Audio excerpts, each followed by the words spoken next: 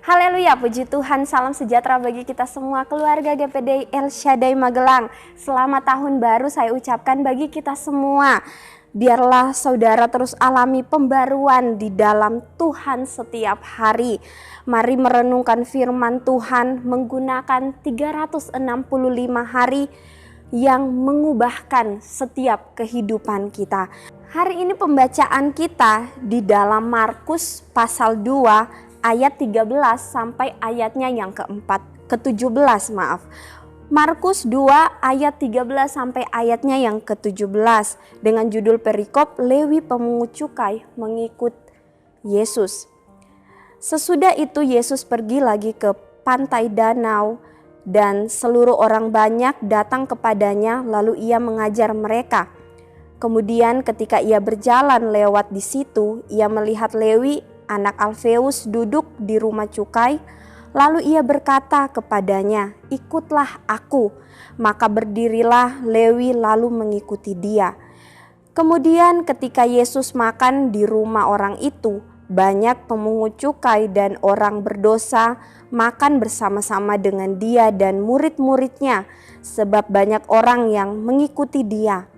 Pada waktu ahli-ahli Taurat dari golongan Farisi melihat bahwa ia makan dengan pemungut cukai dan orang berdosa itu, berkatalah mereka kepada murid-muridnya, "Mengapa ia makan bersama-sama dengan pemungut cukai dan orang berdosa?"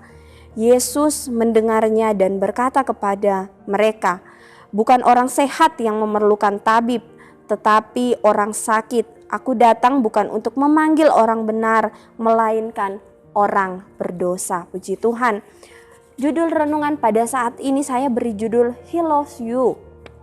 Kita akan mengobservasi atau kita akan mengamati beberapa hal dalam perikop yang kedua pada Markus pasal yang kedua ini. Pada waktu itu diceritakan ketika Yesus selesai mengajar orang banyak di Danau Galilea atau biasa juga disebut dengan Danau Tiberias. Dia berjalan dan melihat ada Lewi, dikatakan Lewi anak Alfeus duduk di rumah cukai dan Yesus memanggil Lewi, "Ikutlah aku." Siapa Lewi di dalam cerita ini? Dia adalah seorang pemungut cukai dikatakan. Seorang pemungut cukai pada masa itu Bapak Ibu Saudara, mereka adalah orang-orang yang dianggap setara dengan orang yang kotor atau orang berdosa. Mereka dianggap orang-orang yang kotor, orang-orang yang berdosa oleh masyarakat Yahudi. Kenapa? Karena pemungut cukai juga dianggap sebagai pengkhianat bangsa. Karena mereka keturunan Yahudi tetapi bekerja dan menjadi antek pemerintah Romawi untuk mengumpulkan pajak dari orang-orang Yahudi. Oleh karena itu, para pemungut cukai ini sangat dibenci, ya. Mereka dianggap orang-orang yang berdosa. Mereka dikucilkan oleh masyarakat Yahudi. Apa yang dapat kita pelajari dari kisah ini? Apa yang menjadi interpretasinya bagi kehidupan kita? Seorang pemungut cukai yang dibenci, yang dianggap adalah orang-orang berdosa, orang yang dikucilkan menurut masyarakat Yahudi, justru dikatakan Lewi, si pemungut cukai ini, dia dipanggil oleh Yesus untuk mengikut Yesus. Ada keistimewaan di dalam kisah ini. Yang pertama yaitu Yesus tidak pilih kasih. Yesus tahu latar belakang Lewi. Dia adalah orang yang berdosa, dia adalah orang yang kotor, dia dikucilkan di dalam masyarakat. Tapi Yesus tidak memandang siapa dan apa perbuatannya. Dikatakan Yesus memilih dan mau memulihkan kehidupan Lewi. Yesus katakan, "Ikutlah aku." Kasih Yesus bagi semua orang, kita lihat di sini, bahkan bagi orang-orang yang berdosa. Keistimewaan lainnya dari kisah ini yaitu respon Lewi ini. Kita melihat ketika Yesus memanggil dia, "Ikutlah aku." Apa yang menjadi respon Lewi? Dikatakan dia tidak menolak untuk mengikuti panggilan Yesus. Dia tidak diam saja ketika Yesus memanggil dia, tetapi dikatakan di sana, maka berdirilah Lewi lalu mengikut dia. Dia di sini adalah Yesus. Lewi merespon panggilan Yesus. Maka berdirilah Lewi lalu mengikut Yesus. Hati yang merespon firman Tuhan, hati yang merespon dengan benar kebenaran firman Tuhan akan mengalami pemulihan. Ketika Lewi merespon panggilan Yesus, dikatakan dalam ayat 15, Yesus makan di rumah orang itu. Artinya, di mana ada hati yang mau merespon panggilan Tuhan, di sana dia akan masuk dan berdiam. Yang ketiga, ada keistimewaan dalam kisah ini, yaitu respon ahli Taurat. Ketika Yesus makan bersama dengan Lewi dan orang-orang berdosa, mereka mempertanyakan Yesus, mengapa Yesus makan dengan pemungut cukai, dengan orang-orang berdosa. Kita lihat di ayat yang ke-16 sampai ayat yang ke-17. Pada waktu ahli-ahli Taurat dari golongan Farisi melihat bahwa ia makan dengan pemungut cukai dan orang berdosa itu, berkatalah mereka kepada murid-muridnya, "Mengapa ia makan bersama-sama dengan pemungut cukai dan orang berdosa?" Yesus mendengarnya dan berkata kepada mereka, "Bukan orang sehat yang memerlukan tabib, tetapi orang sakit. Aku datang bukan untuk memanggil orang benar, melainkan orang berdosa." Kita melihat kasih Tuhan di dalam setiap kehidupan manusia. Ketika ahli-ahli Taurat mempertanyakan Yesus makan dengan orang berdosa, dengan Lewi, dengan pemungut cukai. Tetapi Yesus katakan bahwa bukan orang sehat yang memerlukan dokter, tetapi orang sakit. Yesus datang bukan hanya untuk memanggil orang-orang yang benar saja, tetapi bagi orang-orang yang berdosa. Bapak, Ibu, Saudara yang dikasihi oleh Tuhan, keluarga GPDI El Shaddai Magelang, apa yang menjadi aplikasinya bagi kita saat ini? Apa yang dapat kita terapkan melalui kebenaran firman Tuhan ini di dalam kehidupan kita? Mungkin di antara jemaat Tuhan, di antara saudara, ada yang hari-hari ini jauh dari Tuhan. Ada di antara saudara yang selalu dihantui dengan perasaan-perasaan yang merasa tidak pantas di hadapan Tuhan. Mungkin saudara punya masa lalu yang kotor, yang penuh dengan dosa, masa lalu yang tidak baik, masa lalu yang buruk. Ingat dengan baik kebenaran firman Tuhan pada saat ini. Yesus, dia mau mengasihi kita. Dia datang ke dunia bagi saya dan saudara, bukan memanggil orang-orang yang benar, tetapi orang-orang yang berdosa. Sadari, menyesal, bertobat, dan jangan mengulanginya lagi. Di dalam Yesaya 43 ayat yang ke-25, di dalam BIMK di sana dikatakan, "Namun aku Allah yang menghapus dosa. Aku mengampuni engkau karena begitulah sifatku. Aku tidak mengingat-ingat dosamu." Luar biasa kasih Tuhan.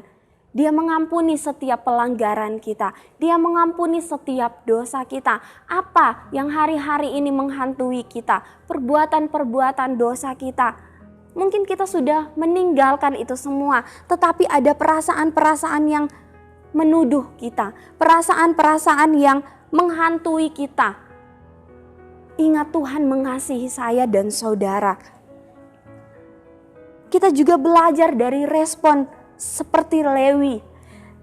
Jangan mengeraskan hati, jangan menutup telinga untuk kebenaran firman Tuhan. Pekah dengan pekerjaan Roh Kudus. Dia selalu datang di dalam kehidupan kita, dia ingin memulihkan kehidupan kita. Jangan lari dari panggilan Tuhan.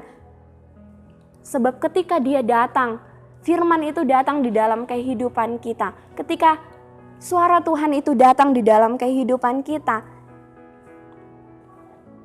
Dia datang untuk memberi pemulihan. Allah selalu hadir dengan kasih-Nya yang besar. Dan kasih-Nya itu sanggup memulihkan kehidupan kita. Dikatakan bahwa sifat-Nya adalah mengampuni setiap pelanggaran kita. Dan Dia tidak mengingat-ingat setiap dosa dan pelanggaran kita. Yang ketiga, apa yang menjadi aplikasinya di dalam kehidupan kita, yaitu jangan membenci orang berdosa, tetapi bencilah perbuatan dosanya. Jangan seperti orang Farisi, jangan seperti ahli-ahli Taurat. Ya, mereka merasa diri mereka adalah benar. Mereka mengucilkan orang-orang yang berdosa. Tetapi bawalah kasih Tuhan dimanapun kita berada. Jangan kita melihat, membenci orang-orang yang berdosa, tetapi bencilah setiap perbuatan dosa itu dan jangan melakukan itu. Bawalah kasih Tuhan di dalam setiap kehidupan kita, bagi setiap orang, bagi banyak orang, sehingga banyak orang yang akan mengalami pemulihan-pemulihan di dalam setiap kehidupan mereka. Lewat kisah Lewi ini mengingatkan kita bahwa Tuhan Yesus mengasihi saya dan Yesus mengasihi saudara. He loves me dan He loves you. Ingat kasih Tuhan itu memulihkan, kasih Tuhan itu membawa kita menerima keselamatan, hidup yang kekal. Percaya Yesus menerima dan senantiasa mau memulihkan hidup kita untuk dipakai bagi kemuliaannya. Puji Tuhan, kebenaran firman Tuhan, biarlah kiranya ini dapat menguatkan setiap kita. Biar firman Tuhan ini mengingatkan kepada kita bahwa Dia telah datang menebus setiap kehidupan kita. Dia datang dengan kasih-Nya yang begitu besar dan Dia senantiasa mengampuni setiap pelanggaran kita. Terima kasih telah mengikuti Renungan 79, kiranya dapat menjadi berkat bagi kita semua. Bagi Bapak, Ibu, saudara-saudari yang ingin didoakan untuk pokok-pokok doa tertentu, yang ingin menceritakan kesaksian, baik mujizat, kesembuhan, pemulihan masalah keluarga, dan lain-lain, dapat disalurkan melalui chat WhatsApp di nomor 0813 2742 0088. Kita akan mengakhiri renungan kita pada saat ini dan mari sama-sama kita tundukkan kepala dan kita berdoa. Terima kasih banyak Bapa yang baik untuk kasih setiamu di dalam kehidupan kami, untuk kasih-Mu yang selalu hadir di dalam hidup kami. Kami menyadari begitu besar kasih Tuhan di dalam hidup kami, membawa kami mengalami pemulihan. Engkau yang senantiasa mengampuni setiap dosa dan pelanggaran kami. Ajar juga kami untuk kami senantiasa membawa kasih Tuhan dimanapun kami berada. Sehingga banyak orang yang boleh mengalami kasih Tuhan dan mereka juga boleh mengalami pemulihan di dalam hidup mereka. Berkati keluarga GPDI El Shaddai Magelang Tuhan di tahun yang baru ini, biar mereka dapat melangkah melalui hari-hari ini bersama dengan Engkau. Berkati setiap keluarga, setiap pribadi, setiap pekerjaan, setiap studi apapun yang dikerjakan. Biar kiranya penyertaan dan pemeliharaan Tuhan terus menjadi bagian keluarga GPDI El Shaddai Magelang. Tuhan adalah terang bagi kami dan keselamatan bagi kami. Kepada siapakah kami harus takut? Tuhan adalah benteng hidup kami. Terhadap siapakah kami harus gemetar? Terima kasih banyak Bapa yang baik.